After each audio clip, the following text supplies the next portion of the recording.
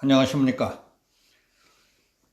윤석열 국민의힘 대선 후보는 16일 국민일보와 인터뷰를 갖고 앞으로 풀어나가야 할 핵심 국정과제와 정책 방향을 비롯해서 국내외 현안 문제들에 대한 소신을 밝혔습니다.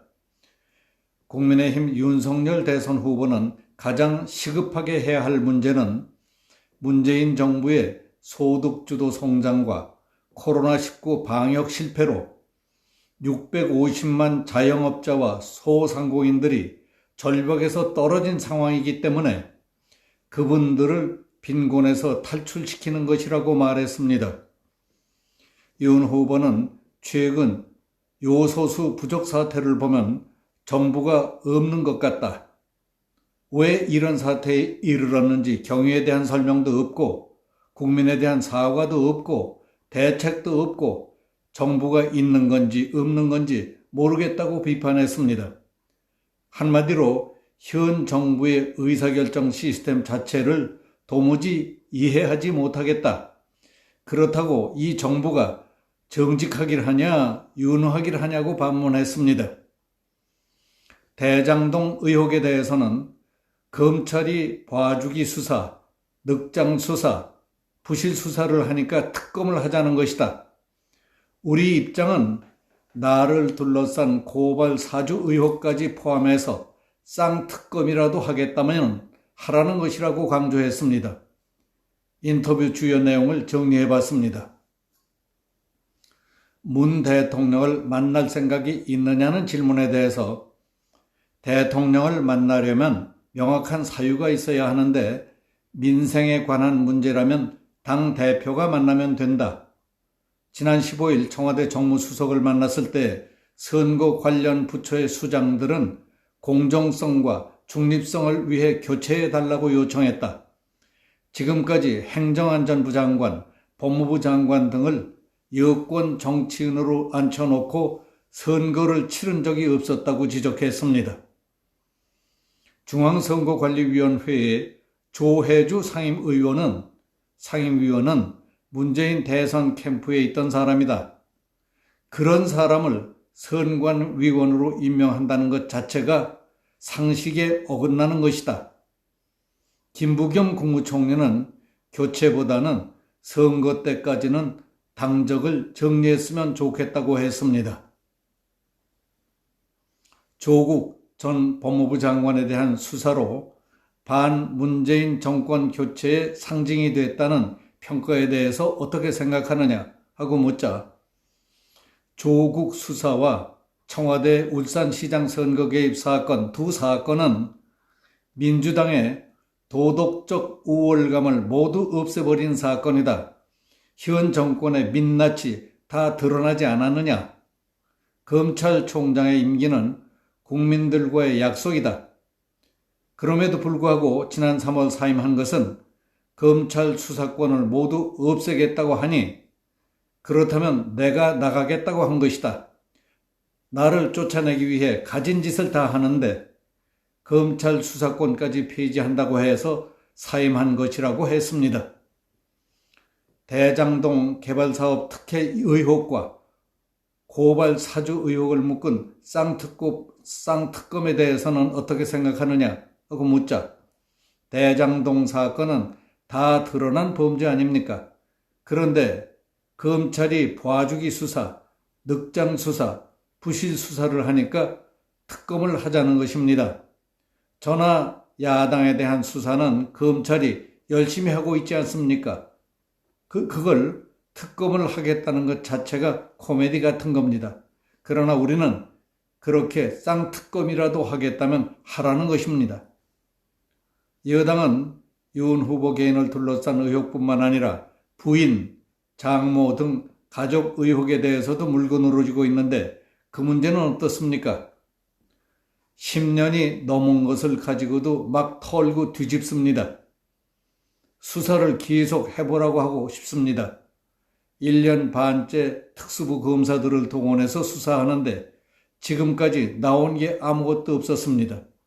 별건 수사를 해가면서 별짓을 다 하는데에도 소기의 성과를 얻을 수 있겠느냐고 했습니다.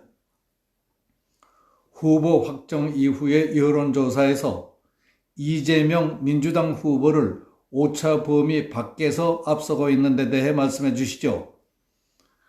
저는 여론조사 지지율은 참고만 합니다. 늘 말해왔듯이 국민만 바라보고 간다는 겁니다. 본격적인 선거운동도 제가 할 일만 열심히 하겠습니다. 김종인 전 비상대책위원장이 선거대책위원회에 총괄 선대위원장으로 거론되고 있는데 두 분 관계는 어떠십니까? 전혀 문제 없습니다. 당 밖에 있는 정권교체를 원하는 모든 분들을 다 끌어안고 당을 중심으로 선거운동을 하겠습니다. 당 대표와 원로, 중진, 과거 당의 비대위원장을 하셨던 분들을 접촉해서 지금 중지를 모으고 있습니다. 내부적으로 갈등이 있거나 그런 건 없다고 그렇게 생각합니다. 이준석 대표와 이견이 있다는 얘기도 있는데요. 전혀 걱정 없습니다. 이 대표도 같이 선거운동을 해야 합니다. 당 대표의 당무 중 가장 중요한 당무가 대통령 선거 아닙니까? 이 대표도 그런 의지가 있고 같이 열심히 할 겁니다. 홍준표 의원 등 경선 후보자들과의 관계도 회복도 필요할 텐데요. 홍 의원님은 제 전화를 아직 안 받으시는데 좀 더 쉬겠다는 생각이신 것 같습니다. 유승민 전 의원도 전화를 안 받고 있습니다. 그런데 시간이 좀 걸리더라도 결국 다 한 팀이 되지 않겠느냐고 생각합니다. 안철수 국민의당 대선 후보와 단일화 논의는 가능합니까? 공당의 대표가 출마 선언을 했는데 출마 선언을 하자마자 단일화를 얘기한다는 것은 정치 도의상 어려운 얘기기는 합니다. 하지만 안 후보님도 정권 교체에 대한 의지는 강한 분이니까 나중에 자연스럽게 야권 통합의 그림이 나오지 않겠느냐고 생각합니다. 부동산 문제를 어떻게 풀어나가실 겁니까? 부동산은 한 가구당 하나씩은 있어야 하는 독특한 상품입니다. 상품은 시장의 수요 공급 논리에 따라야 하는데 문재인 정부는 부동산 문제를 정치 문제로 생각해서 시장의 생리를 무시했습니다. 정부가 규제에 나서면서 시장을 다 왜곡시켰던 겁니다. 그러니까 시장의 실패보다 정부의 실패가 더 컸습니다. 제가 집권하면은 주택 공급은 여러 가지 규제를 풀어서 200만 호에서 250만 호를 공급할 계획입니다. 취약계층의 주거는 정부의 공공개발을 통해서 낮은 가격으로 공급하겠습니다. 주택 담보대출 비율과 원리금 상환 비율 등 대출 금융 지원도 유연하게 풀어주도록 하겠습니다. 이처럼 세제와 규제 완화를 통해서 시장에 민간주택이 쏟아져 나가기 시작한다면 일단 부동산 가격이 안정될 겁니다. 코로나19 구제와 관련된 대책은 어떻게 하실 겁니까? 빨리 긴급 구조 프로그램을 돌려야 합니다.